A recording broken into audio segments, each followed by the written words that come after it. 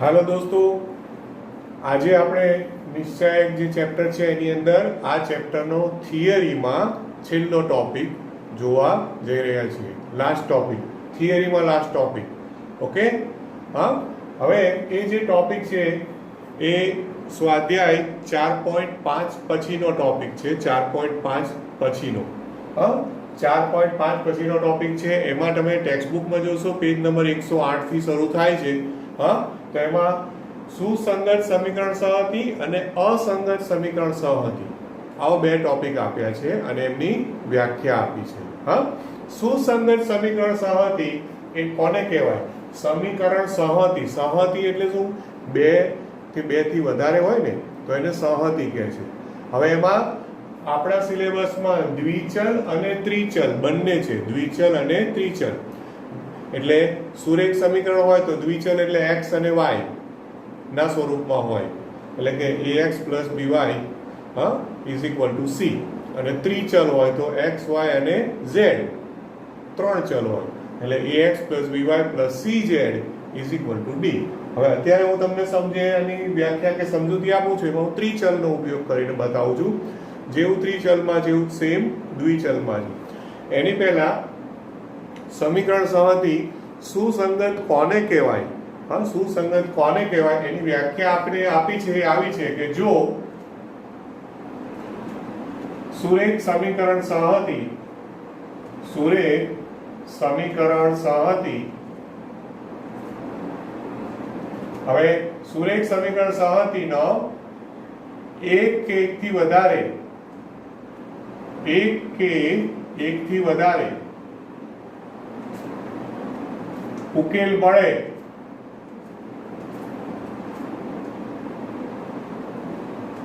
સુરેખ સમીકરણ સહતીનો એક કે એકથી વધારે ઉકેલ મળે તો તેવી સમીકરણ સહતીને સુસંગત સમીકરણ સહતી કહે છે. મળે તો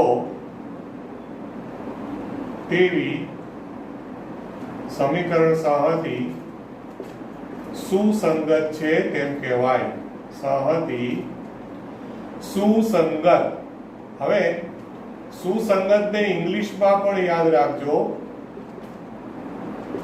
સુસંગત છે એના માટે ઇંગ્લિશ શબ્દ છે કન્સિસ્ટન્ટ.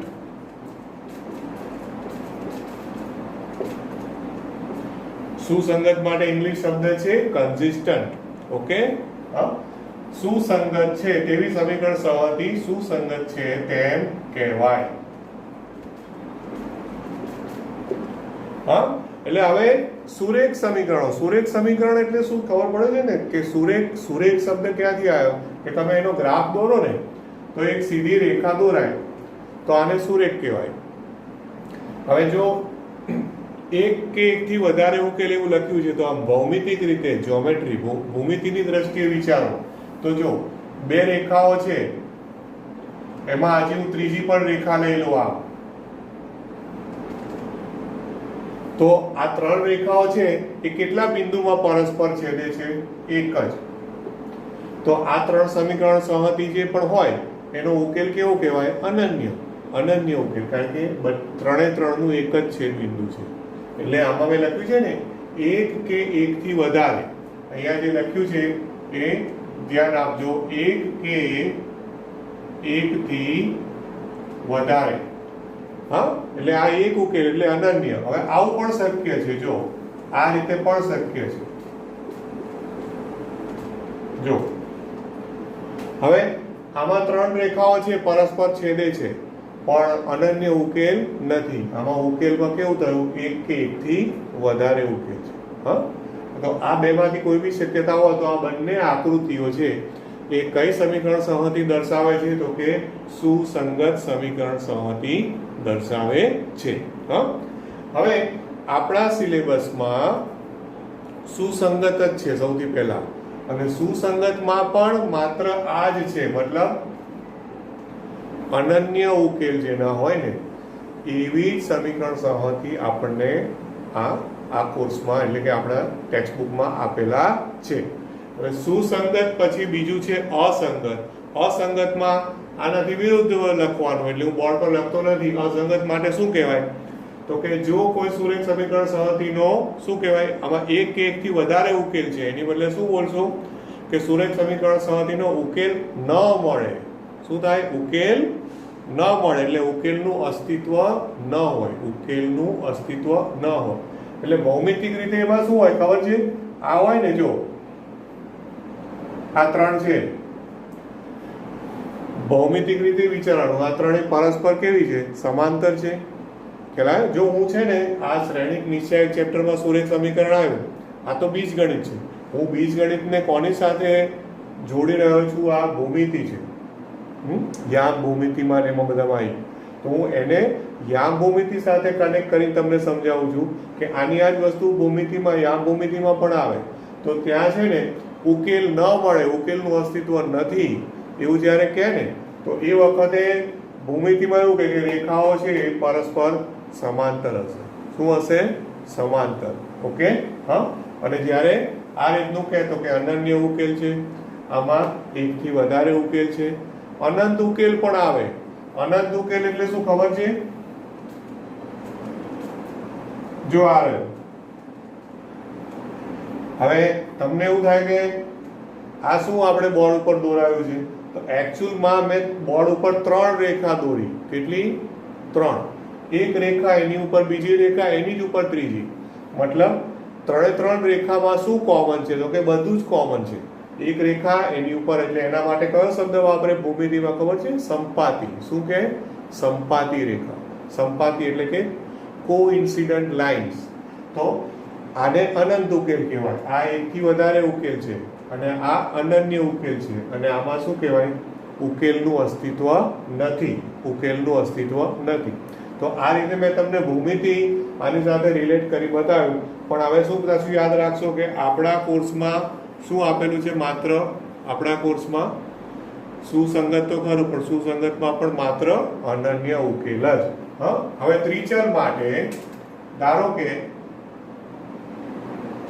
ત્રિચલ માટેની વાત કરું તો ત્રિચલ એટલે એમાં ત્રણ ચલ આપ્યા છે, x, y, z, અને એને અનુરૂપ સમીકરણ આપણને આપ્યા હોય. જો a1x plus b1y plus c1z is equal to d1, આ એક સમીકરણ થયું. પછી a2x plus b2y plus c2z is equal to d2, અને ત્રીજું સમીકરણ a3x plus b3y plus c3z is equal to d3 આપેલું હોય. ઓકે, હવે તો તેને આને શ્રેણિકની મદદથી ઉકેલ શોધો, આવો પ્રશ્ન આમાં આવશે. અહીંયા જે પૂછશે એમાં શું કહેશે કે આ ટાઈપની સમીકરણ સંહતિ આપી હોય અને પછી તમને પૂછશે કે ભાઈ શ્રેણિકની મદદથી જો અનન્ય ઉકેલ હોય તો તે શોધો, આવું કહેશે. અનન્ય ઉકેલ હોય તો. હા, હવે જો હોય તો તેને શ્રેણિક સ્વરૂપમાં લખવું તો કઈ રીતે લખાય જોજો. શ્રેણિક સ્વરૂપમાં લખતા,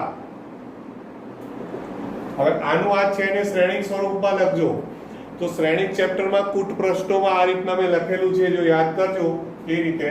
તો આમાંથી જે અચળ છે ને a1 b1 c1, a2 b2 c2, a3 b3 c3, એનો એક નિશ્ચાયક બને.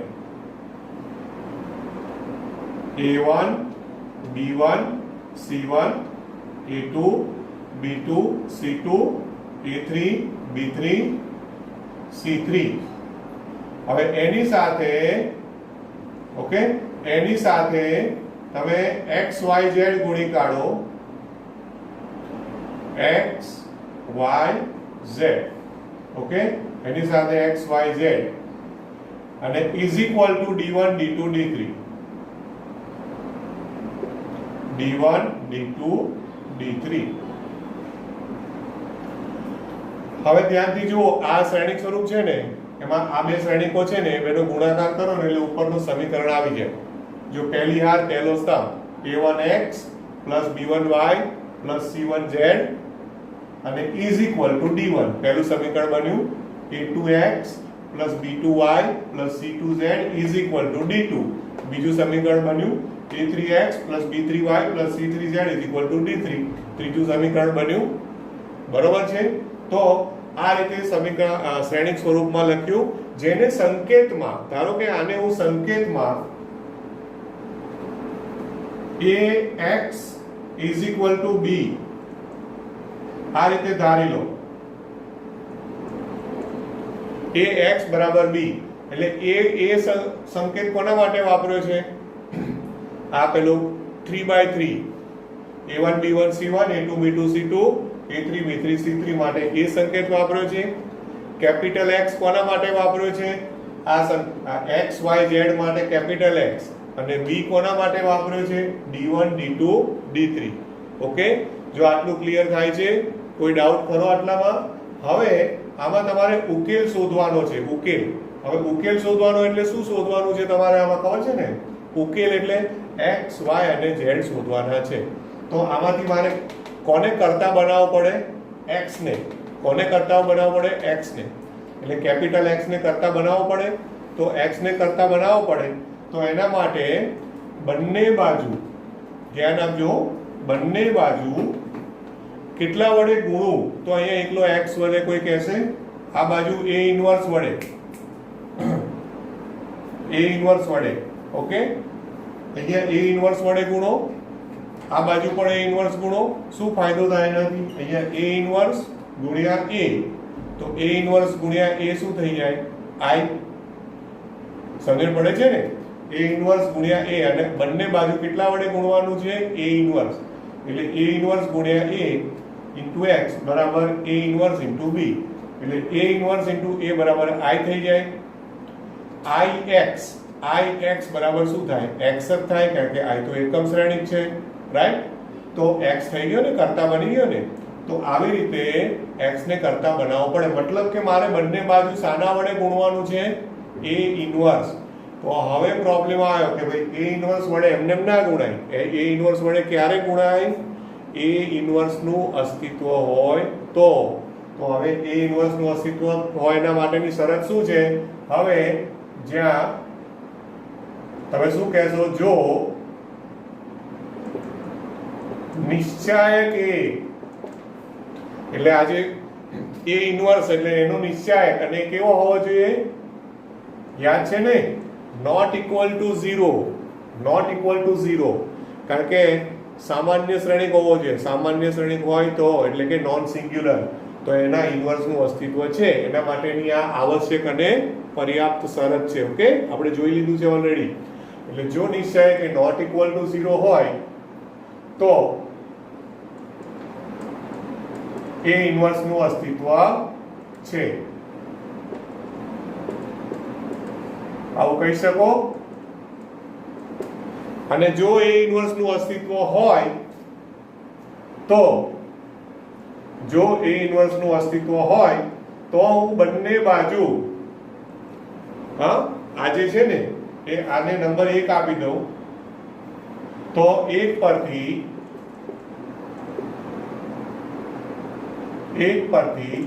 બંને બાજુ a ઇન્વર્સ વડે ગુણી કાઢું.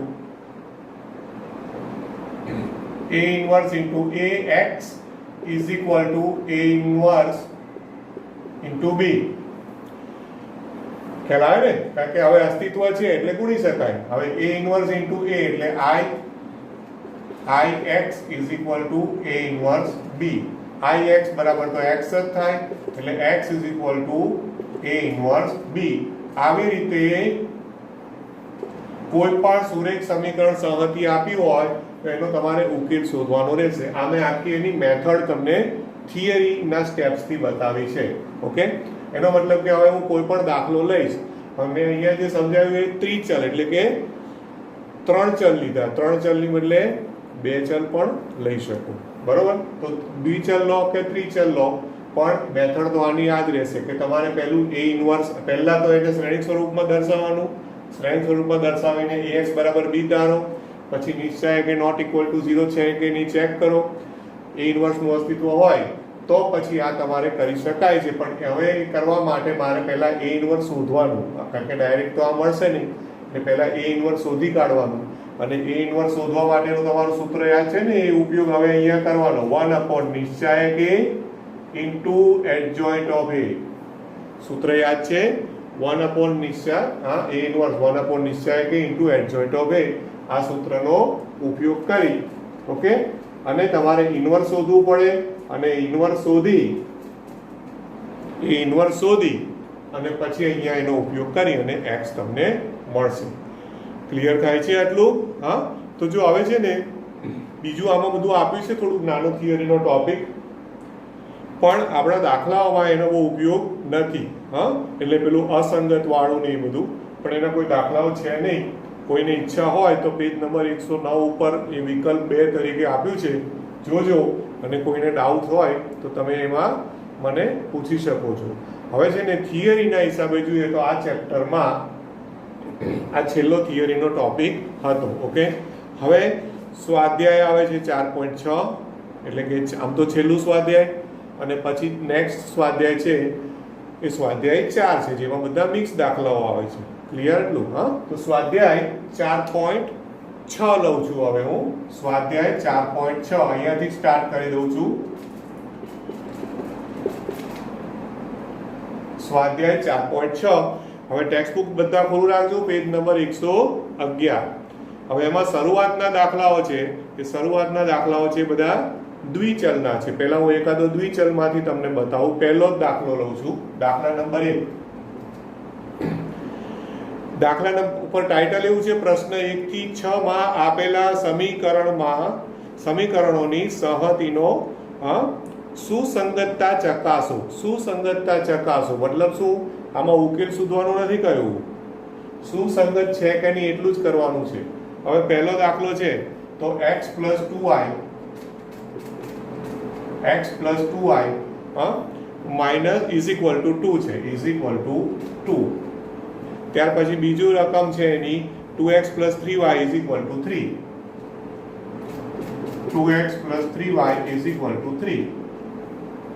હા, હવે એને તમે પહેલા તો શ્રેણિક સ્વરૂપમાં લખો તો શું થાય? પહેલો શ્રેણિક છે ને એ હંમેશા સહગુણકોનું આવે. તો સહગુણકો 1 2 2 3, 1 2 2 3. પછી હંમેશા xy આવે. શું આવે? xy. અને આ બાજુ શું આવે? 2 3. બરોબર? હવે એને હંમેશા શું ધારી લેવાનું? ax બરાબર b. એક્ઝેક્ટ બધું થિયરી પ્રમાણે. જ્યાં a બરાબર શું છે? આ પહેલો શ્રેણિક a છે ને, એનો નિશ્ચાયક શોધવાનો. એટલે કે નિશ્ચાયક a એટલે આ 1 2 2 3 1 2 2 3 નો નિશ્ચાયક. હવે એનો ચોકડી ગુણાકાર કરો, નિશ્ચાયકનું મૂલ્ય એટલે 3 - 4 કેટલો આવે આન્સર? -1. નોટ ઇક્વલ ટુ 0 આવ્યો. તો નિશ્ચાયક એનું મૂલ્ય નોટ ઇક્વલ ટુ 0 આવ્યું. ખ્યાલ? તો એનો મતલબ શું થયો? કે A ઇન્વર્સનું અસ્તિત્વ છે. અને A ઇન્વર્સનું અસ્તિત્વ છે માટે તમે શું કહેશો? હા, કે આનો સમીકરણ સહતિ કેવી છે? સુસંગત છે. શું કહેશો? જ્યારે આવું આવે ને એનો મતલબ એ થયો કે માટે આપેલ સમીકરણ સહતિ સુસંગત છે, આવું કહેવાનું છે. ખ્યાલ આવે છે ને બધાને? એટલે પહેલા શરૂઆતના 6 દાખલાઓમાં એને ખાલી સુસંગતતા ચેક કરવાનું જ કહ્યું છે, એટલે પછી એમાં ઉકેલવાનું નથી વાત કરી, ખાલી આ રીતે જોઈ લેવાનું. એટલે એકચ્યુઅલમાં આ MCQ પૂછાય તો તમારે આટલું બધું ગણવાની જરૂર નથી. તમને ખબર છે કે ભાઈ કેપિટલ A શ્રેણિક છે, શ્રેણિક એ જે પણ સહતિ આપી હોય, રાઈટ, એ સહતિનો તમારે એના સહગુણકોનો શ્રેણિક લઈ અને ફટાફટ રફમાં એનો નિશ્ચાયક શોધી કાઢવાનો. અને જો નિશ્ચાયકનો આન્સર કેવો આવે? 0 આવે. નિશ્ચાયકનો આન્સર 0 આવે તો A ઇન્વર્સનું અસ્તિત્વ ના થાય. A ઇન્વર્સનું જો અસ્તિત્વ ના થાય તો તમે આ કેપિટલ X બરાબર A ઇન્વર્સ B નો ઉપયોગ કરી શકો? ના કરી શકો, એટલે કે ઉકેલ મળે નહીં. ઓકે, માટે સમીકરણ સહતિ સુસંગત નથી, આવું કહી દેવાનું. બોલો, આમાં કોઈ ડાઉટ કરો? એટલે મેં આ 2/2 નું ઉદાહરણ લીધું ને, એવી જ રીતે તમે જુઓ કે દાખલા નંબર 4 5 અને 6 4, 5 અને 6 એની અંદર 3/3 છે. 3/3 માં પણ એકચ્યુઅલમાં બધું જે વસ્તુ એની એ જ છે. ધારો કે હું ચોથો દાખલો લઉં. ચોથો દાખલો છે એની રકમ હું લખતો નથી. એ આપેલા સમીકરણને શ્રેણિક સ્વરૂપમાં લખી દઉં. આપેલ સહતી જે છે એને હું ડાયરેક્ટ શ્રેણિક સ્વરૂપમાં લખું. શ્રેણિક સ્વરૂપમાં લખો. હવે જો ટેક્સ્ટ બુક બધાની ઓપન હોવી જોઈએ. ચોથો દાખલો, સહગુણકોનો શ્રેણિક બનાવો. તો સહગુણકોનો શ્રેણિક બનશે 1 1 1. પછી બીજો શ્રેણિક બનશે 2 3 2 2 3 2. અને ત્રીજી હાર બનશે, એમાં જો બધા અજ્ઞાત છે. અજ્ઞાત શું છે? a અને 2a. a 2a. અને એની સાથે x y z તો ખરા જ. અને ઇઝ ઇક્વલ ટુ અચળ શું આપ્યા છે? 1 2 અને 4. 1 2 4. બરાબર. એટલે કે આ શું થયું તમારું? ax is equal to b.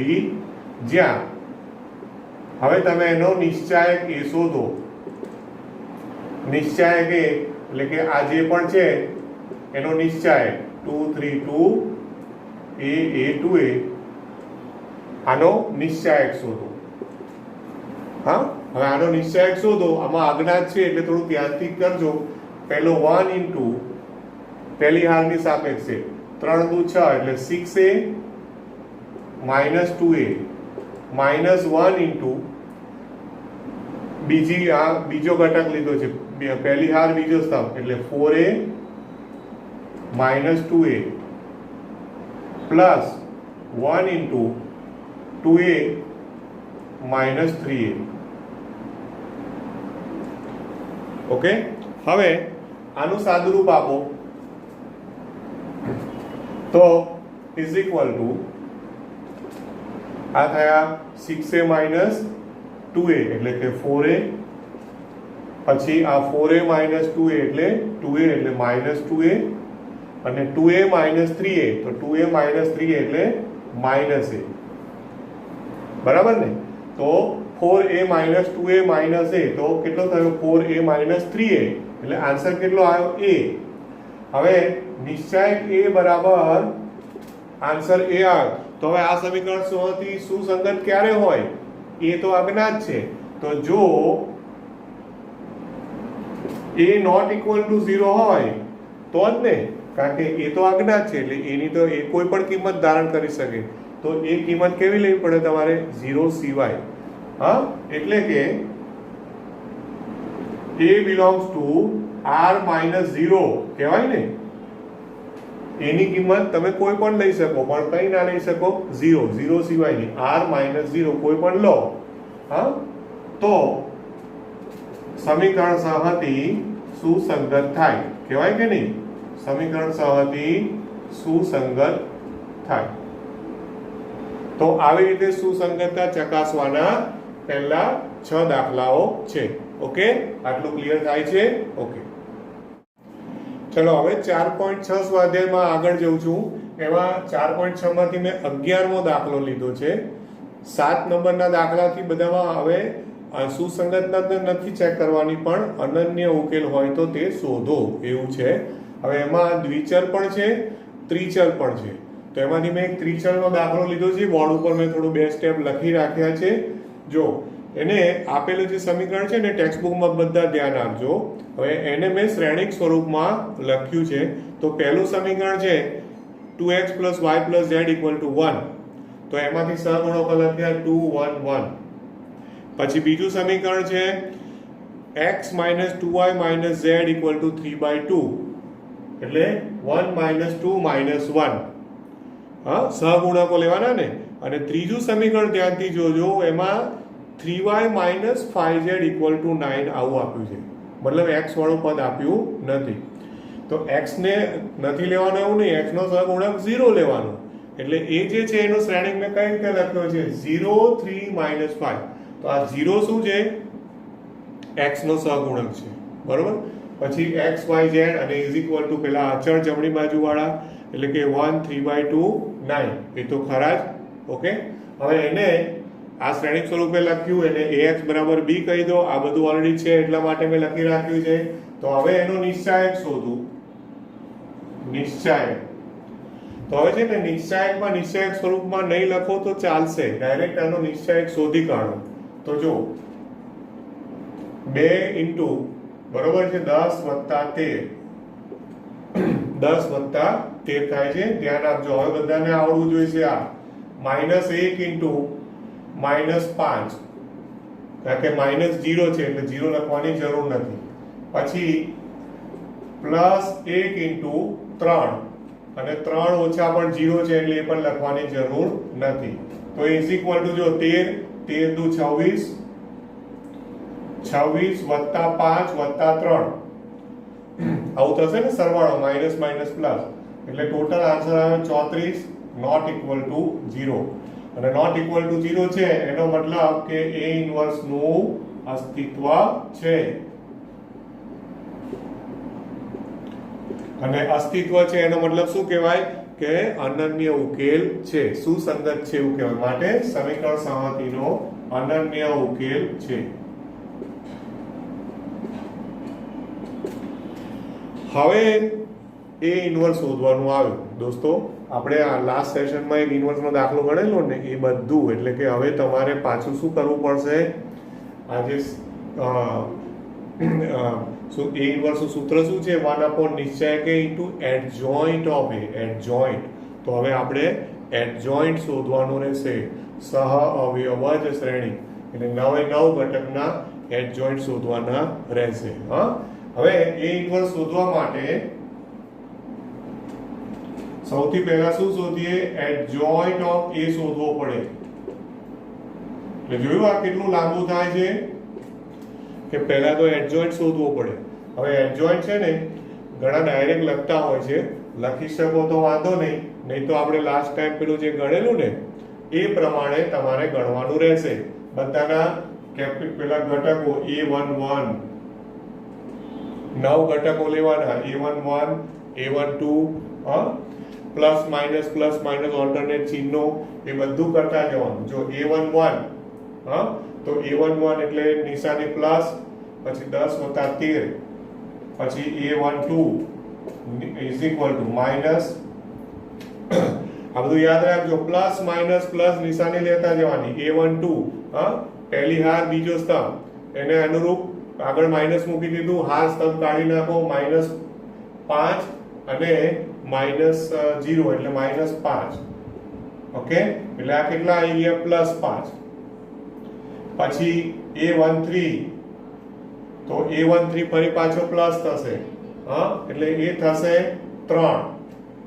આ A11 A12 A13 પહેલી હારના સહઅવયવ લખ્યા. પછી A21 બીજી હાર તો એમાં -21 આવ્યું ને એટલે માઇનસ. હવે બીજી હાર પહેલો સ્તંભ કાઢી નાખો, -5 -3 તો -8 એટલે +8, કારણ કે આગળ માઇનસ છે. પછી A22 એટલે પાછું પ્લસ આવ્યું. હવે પ્લસ અને બીજી હાર બીજો સ્તંભ કાઢી નાખો, બીજી હાર બીજો સ્તંભ ગયા એટલે -10 અને -0 એટલે -10. ઓકે, પછી A23 એટલે પાછું માઇનસ, બીજી હાર ત્રીજો સ્તંભ ગયા, બીજી હાર ને ત્રીજો સ્તંભ કાઢી નાખો, બીજી હાર ત્રીજો સ્તંભ એટલે 3 દુ 6, 6 ઓછા 0 એટલે 6, એટલે -6 થયા.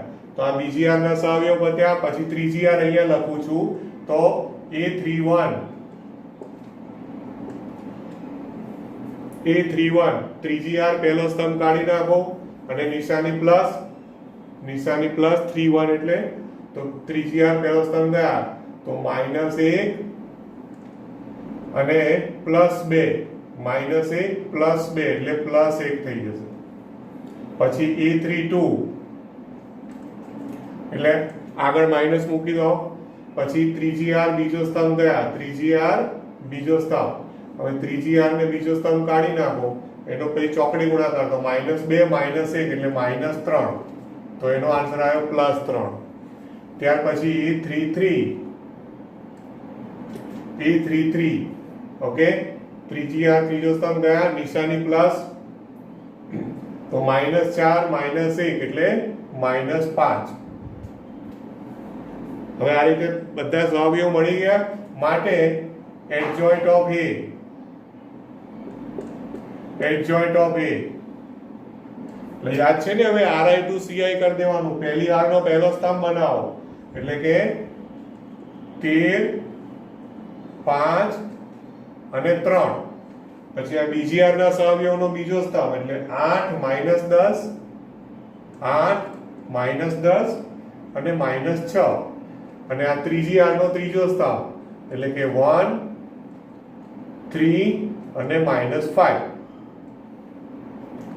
આ એડજોઇન્ટ ઓફ A મળ્યો. પછી A ઇન્વર્સ મળે. હવે A ઇન્વર્સ, તો A inverse is equal to 1 નિશ્ચાયક A into adjoint of A. આ સૂત્ર વાપરો. નિશ્ચાયક A નું મૂલ્ય કેટલું છે? 34. હા, એટલે 1/34 અને આ જે મળ્યો એ 13, 8, 1, 5 -10 3, 3 -6 -5. હવે છે ને, હમણાં હું 34 ને અંદર નથી લઈ જતો, કારણ કે જો કોઈ ભાગ વ્યવસ્થિત ચાલતા નથી. એ 34 ને છેલ્લે, હવે જ્યારે સાદુરૂપમાં લાસ્ટમાં હું કરી લઈશ, કારણ કે અંદર તો લેવો જ પડશે, પણ છેલ્લે લઈશું. આને હમણાં એમનો એમ રાખો A ઇન્વર્સ. હવે માટે હવે આ જે છે ને AX = B, તો હમણાં મેં આના આગળના પેલા બોર્ડમાં જ્યારે આપણે સમજ્યા થિયરી, ત્યારે AX = B માંથી તમને ખ્યાલ હશે કે છેલ્લે આપણે કયા સ્વરૂપમાં લાયેલા ખબર છે ને? X = A inverse B. આ આપણે થિયરીમાં સ્ટેપ લખેલું છે, X = A ઇન્વર્સ B. હવે X = A ઇન્વર્સ B જે થાય, હા, એ બધા સ્ટેપ્સ બતાવવાના નહીં, ડાયરેક્ટ લખી દેવાનું. અને હવે આ મૂકી દો A ઇન્વર્સ, અને એમાં 1/34 ને હમણાં બહાર જ રાખો. એટલે 1/34, પછી આ બધું 13, 8, 1, 5 -10 3, 3 -6 -5 અને ગુણ્યા B. B તરીકે કયો શ્રેણિક છે? આ જમણી બાજુ વાળો 1 3/2 9, 1 3/2 9. ચલો હવે આ બે શ્રેણિકોનો ગુણાકાર કરો. હમણાં 1/34 એમને એમ રહેવા દો, એટલે 1/34 ઇન્ટુ પહેલી હાર પહેલો સ્તંભ 13 × 1 એટલે 13, પછી 8 × 3/2 કરો, 2 ચોક 8, 4 વધ્યા 4 કરી 12 એટલે 13 + 12 અને વત્તા 1 × 9 એટલે +9. હવે બીજી હાર સાથે પહેલો સ્તંભ, તો 5 × 1 5 વત્તા -10 × 3/2, તો 2 × 5 = 10 એટલે -5, બરોબર, -5 × 3 એટલે -15 અને 3 × 9 એટલે 27. પછી ત્રીજી હાર પહેલો સ્તંભ, તો 3 × 1 એટલે 3, પછી -6 × 3/2, તો 2 ઉડી જશે એટલે 2 તેરી 6 એટલે -3, -3 એટલે -9 અને -5, હા, આ શું છે? -5 અને ગુણ્યા 9 એટલે -45.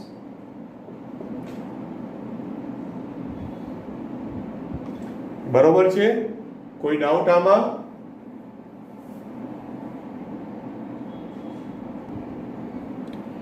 હવે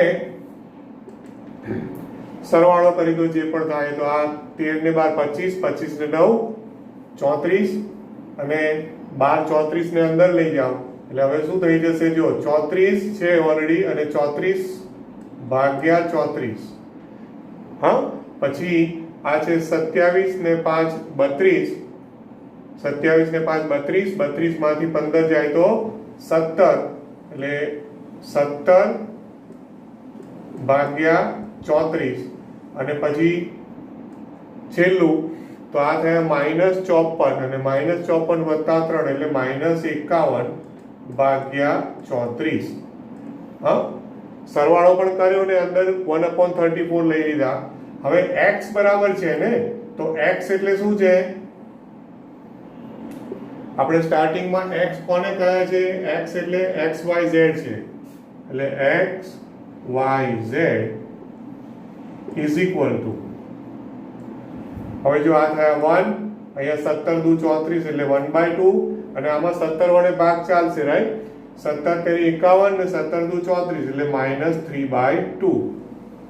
તો હવે સમાનતા પ્રમાણે ઉકેલો, તો માટે અનન્ય ઉકેલ, તો અનન્ય ઉકેલ તરીકે શું આવ્યું? x બરાબર 1, y બરાબર 1/2 અને z બરાબર -3/2. આ થયો આન્સર. ઓકે, તો હવે જો સ્વાધ્યાય 4.6 છે એની અંદર બધા આ ટાઈપના દાખલાઓ છે અને એક કૂટ પ્રશ્ન છે. પ્રયત્ન કરજો, એવું લાગે તો મને કહેજો કૂટ પ્રશ્ન, પણ હું તમને ગણીને ગ્રુપમાં મૂકી દઈશ જો કોઈને ડાઉટ હોય તો. હા, હવે આમ જોવા જાય તો મેથડ વાઇઝ અને થિયરી વાઇઝ આ ચેપ્ટરમાં બધું પૂરું થાય છે. હા, 4.6 સ્વાધ્યાય પણ તમારે એસાઇનમેન્ટમાં ગણી લેવાનું રહેશે.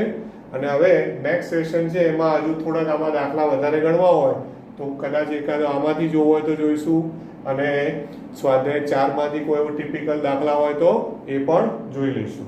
Okay, thank you very much, have a nice day.